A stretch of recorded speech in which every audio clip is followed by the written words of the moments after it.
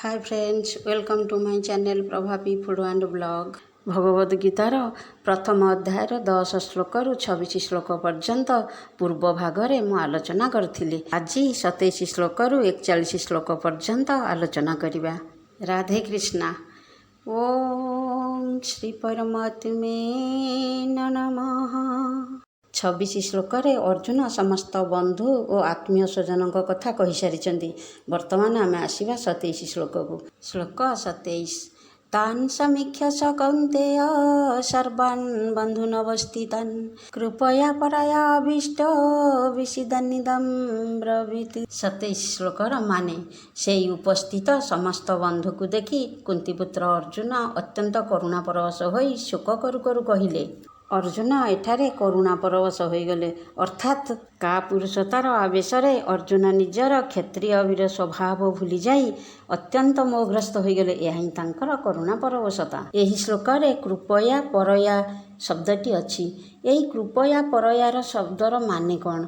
यही कृपया परया शब्दर माने होची अत्यंत करुणावशत बा दया। श्लोक 28-29। बंधु स्नेह हेतु अर्जुनंकर कि प्रकार स्थिति हैला परवर्ती श्लोकरे अर्जुन निजे ताहा वर्णना करछंती। अर्जुन कहिले, हे कृष्ण, युद्ध क्षेत्र में दृढ़ भाव में दंडायमान होइथिबा एही युद्ध अभिलाषी स्वजन समुदाय को देखि मोर अंगमान शिथिल हो जाउची, मुख सुखी जाउची, देहरे कंप तथा रोमांच जात हेउची।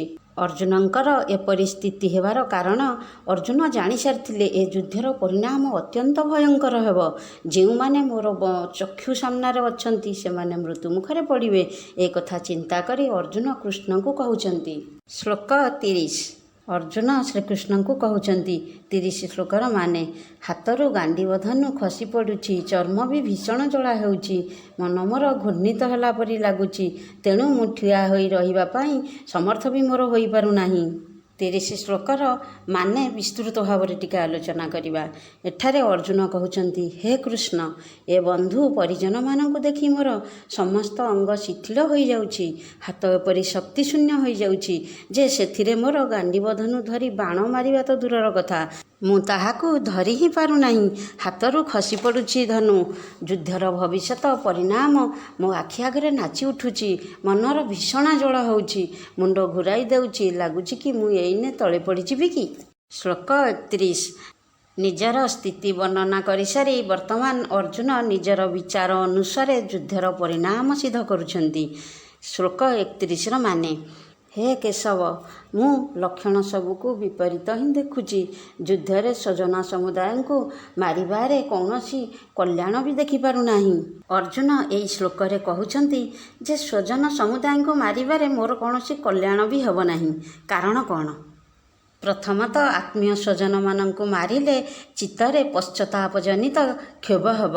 द्वितीय सेमानंक मृत्युरे जीवन दुखमय होइजिव।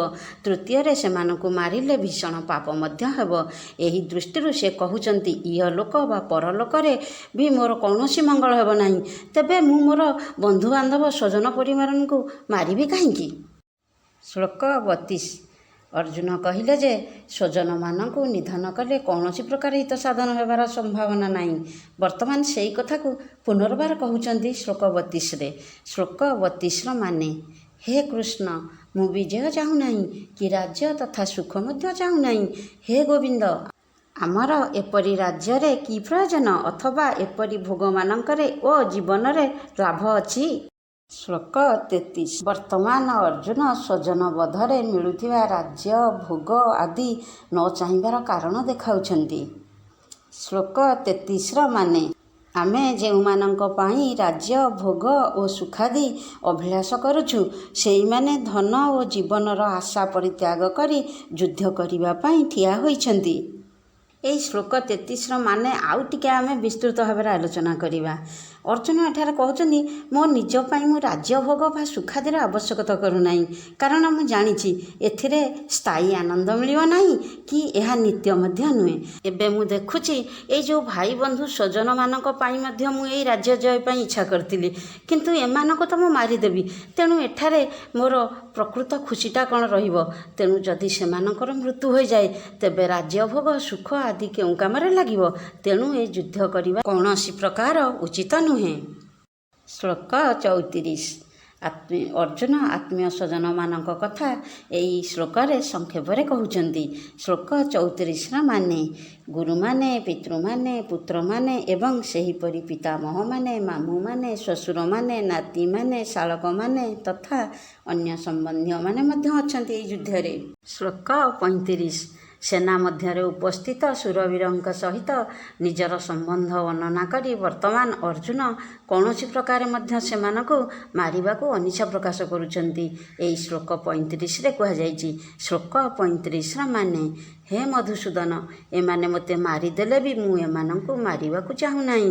ପୃଥିବୀ ଲାଭ କରିବା କଥା କିଏ ପଚାରେ? 3 ଲୋକର ରାଜ୍ୟ ଅଧିକାର ମିଳିବାର ଥିଲେ ମଧ୍ୟ ମୁଁ ଏମାନଙ୍କୁ ମାରିବାକୁ ଚାହେଁ ନାହିଁ।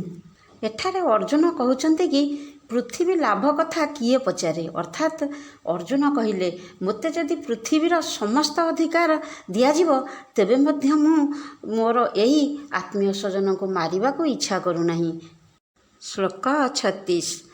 ଅର୍ଜୁନ ଆତ୍ମୀୟ ସ୍ୱଜନଙ୍କୁ ମାରିଲେ ପାପର ସମ୍ଭାବନା ରହିବ ବୋଲି ଶ୍ଳୋକ 36ରେ କହିଛନ୍ତି। ଶ୍ଳୋକ 36ର ମାନେ ହେ ଜନାର୍ଦ୍ଦନ, ଧୃତରାଷ୍ଟ୍ରଙ୍କ ପୁତ୍ରମାନଙ୍କୁ ମାରିଦେଲେ ଆମକୁ କି ସୁଖ ମିଳିବ? ଏହି ଆତତାୟୀମାନଙ୍କୁ ମାରିଲେ ତ ଆମକୁ ପାପ ହିଁ ଲାଗିବ। ଅର୍ଜୁନ ଏହି ଶ୍ଳୋକରେ ଆତତାୟୀ ଶବ୍ଦ ପ୍ରୟୋଗ କରିଛନ୍ତି। ଅର୍ଥାତ୍ ଆତତାୟୀ କ'ଣ? ନିଆଁ ଲଗାଇ ଦେଉଥିବା, ବିଷ ଦେଉଥିବା, ହାତରେ ଶସ୍ତ୍ର ନେଇ ମାରିବାକୁ ଉଦ୍ୟତ ହେଉଥିବା, ଧନ ଅପହରଣ କରୁଥିବା, ଭୂମି ଛଡ଼ାଇ ନେଉଥିବା, ସ୍ତ୍ରୀକୁ ହରଣ କରୁଥିବା, ଏପରି 6 ପ୍ରକାର ଲୋକଙ୍କୁ ଆତତାୟୀ କୁହାଯାଏ। ଦୁର୍ଯ୍ୟୋଧନଙ୍କ ପାଖରେ ଏସବୁ ଦୁର୍ଗୁଣ ପରିପୂର୍ଣ୍ଣ ହୋଇ ରହିଥିଲା। ତେଣୁ ଅର୍ଜୁନ ଦୁର୍ଯ୍ୟୋଧନକୁ ଆତତାୟୀ ଶବ୍ଦ ପ୍ରୟୋଗ କରିଛନ୍ତି। ଶ୍ଳୋକ 37। ଆତ୍ମୀୟ ସ୍ୱଜନଙ୍କୁ ମାରିବା ସବୁ ପ୍ରକାରେ କ୍ଷତିକାରକ ବୋଲି କହି ଅର୍ଜୁନ ବର୍ତ୍ତମାନ ନିଜର ମତ ବ୍ୟକ୍ତ କରୁଛନ୍ତି। ଶ୍ଳୋକ 37ରେ। ଶ୍ଳୋକ 37ର ମାନେ ତେଣୁ ହେ ମାଧବ, ନିଜର ବାନ୍ଧବ ଦୁର୍ଯ୍ୟୋଧନାଦିଙ୍କୁ ମାରିବା ଆମ ପକ୍ଷରେ ଉଚିତ ହେବ ନାହିଁ। କାରଣ ନିଜ କୁଟୁମ୍ବ ଲୋକଙ୍କୁ ମାରି ଆମେ କିପରି ସୁଖୀ ହୋଇପାରିବୁ? ଏହି ଶ୍ଳୋକରେ ତସ୍ମାତ୍ ଶବ୍ଦ ପ୍ରୟୋଗ ହୋଇଛି। ଏହାର ମାନେ ହେଉଛି ତେଣୁ। ଏହି ତସ୍ମାତ୍ ପଦ ପ୍ରୟୋଗ କରି କହିଛନ୍ତି ମୋର ଯେଉଁ ସ୍ଥିତି ହୋଇଛି, ଏହି ଯୁଦ୍ଧ ନ କରିବାକୁ ଏପର୍ଯ୍ୟନ୍ତ ଯାହା କିଛି କହିଛି ମୋ ବିଚାରରେ ଯାହା ଠିକ୍ ସେ ସବୁଥିରୁ ଏହା ମୁଁ ନିର୍ଣ୍ଣୟ କରୁଛି ଯେ ଦୁର୍ଯ୍ୟୋଧନାଦି ବନ୍ଧୁମାନଙ୍କୁ ମାରିବା ଆମ ପକ୍ଷରେ ସର୍ବଦା ଅନୁଚିତ ହେବ। କୁଟୁମ୍ବମାନଙ୍କୁ ମାରିଲେ କୌଣସି ପ୍ରକାର ସୁଖ ମିଳିବ ତାହାର କୌଣସି ସମ୍ଭାବନା ନାହିଁ। ତେଣୁ ମୁଁ ଯୁଦ୍ଧ କରିବାକୁ ଚାହୁଁନାହିଁ।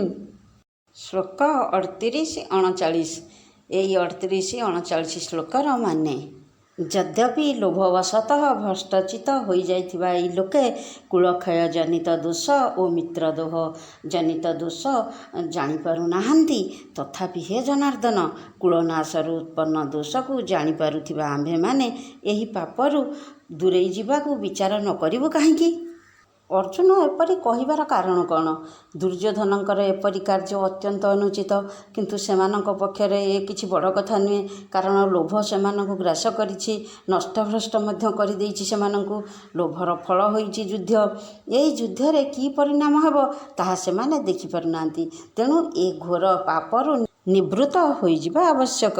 ଏହି ଯୁଦ୍ଧରୁ ଦୂରେଇ ଯିବା ଉଚିତ। ଅର୍ଜୁନ କହିଲେ ଏ ଯୁଦ୍ଧ ମୁଁ କରିବାକୁ ଚାହୁଁନାହିଁ କେଶବ। ଶ୍ଳୋକ 40। କୁଳନାଶ ଦ୍ୱାରା ଯେଉଁ ସବୁ ଦୋଷ ଉତ୍ପନ୍ନ ହୁଏ ଅର୍ଜୁନ ତାହା କହୁଛନ୍ତି। ଶ୍ଳୋକ 40ରେ। 40 ଶ୍ଳୋକର ମାନେ କୁଳନାଶ ହେଲେ ସନାତନ କୁଳ ଧର୍ମ ନଷ୍ଟ ହୋଇଯାଏ। ଧର୍ମ ନଷ୍ଟ ହୋଇଗଲେ ସମୁଦାୟ କୁଳକୁ ପାପ ମଧ୍ୟ ବିଶେଷ ଭାବରେ ବ୍ୟାପିଯାଏ। ସନାତନ କୁଳ ଧର୍ମ କ'ଣ ଓ କୁଳ ନାଶ ଦ୍ୱାରା ଧର୍ମ କିପରି ନାଶ ହୋଇଯାଏ?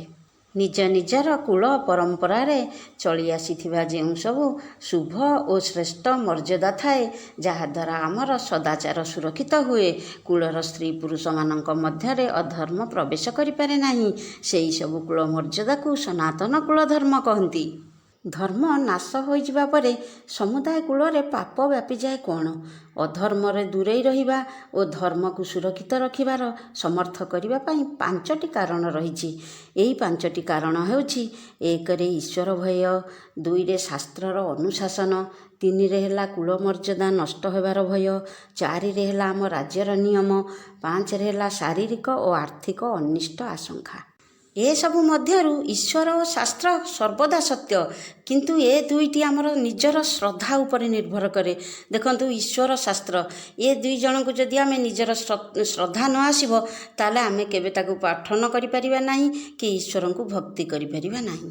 କୁଳ ମର୍ଯ୍ୟାଦା ଏପରି ଏକ ନିୟମ ଯାହାକି ଆମ୍ଭର ସମ୍ବନ୍ଧ ସମୁଦାୟ କୁଟୁମ୍ବଙ୍କ ସହିତ ଥାଏ। ଯେଉଁ ସମାଜରେ ବା ମନୁଷ୍ୟମାନଙ୍କ ମଧ୍ୟରେ ସ୍ୱେଚ୍ଛାଚାରିତା ଉଶୃଙ୍ଖଳତା ଭରିଯାଏ, ମନ ମୁତାବକ କାର୍ଯ୍ୟ କରନ୍ତି, କୌଣସି ନିୟମ ମାନନ୍ତି ନାହିଁ, ସେହି ସମାଜରେ ବା କୁଳରେ ସହଜରେ ପାପ ବ୍ୟାପିଯାଏ। ଆଜି ପ୍ରଥମ ଅଧ୍ୟାୟର 27 ଶ୍ଲୋକରୁ 40 ଶ୍ଲୋକ ପର୍ଯ୍ୟନ୍ତ ଆଲୋଚନା କଲି। ଛୋଟ ପ୍ରୟାସଟିଏ ମୁଁ ଆରମ୍ଭ କରିଛି। ଯଦି କିଛି ମୋର ଆଧିରେ ଭୁଲ ଥାଏ, ଆପଣମାନେ ମୋତେ କ୍ଷମା କରିଦେବେ। ଆଉ ଏତିକି ମୁଁ କହି ରଖୁଛି, କଳିଯୁଗର ମହାମନ୍ତ୍ର ହେଉଛି ହରିନାମ। ଆପଣମାନେ କିଛି ସମୟ ବାହାର କରି ହରିନାମ ଜପ କରନ୍ତୁ।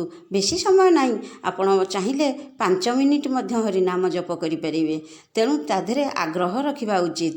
ଆଉ ଆପଣମାନେ ଯଦି ମୋ ଚ୍ୟାନେଲରେ ନୂଆ ଅଛନ୍ତି, ତାହେଲେ ଆପଣମାନେ ମୋ ଚ୍ୟାନେଲକୁ ସବସ୍କ୍ରାଇବ୍ କରନ୍ତୁ, ଲାଇକ୍ କରନ୍ତୁ, ସେୟାର ମଧ୍ୟ କରନ୍ତୁ ଏବଂ ଭିଡ଼ିଓଟି ଦେଖି କିପରି ହୋଇଛି ତା କମେଣ୍ଟ କରି ମଧ୍ୟ କୁହନ୍ତୁ। ରହୁଛି ଆଜି ଏତିକି, ପର ଅଧ୍ୟାୟରେ ଦେଖାହେବ। ନମସ୍କାର।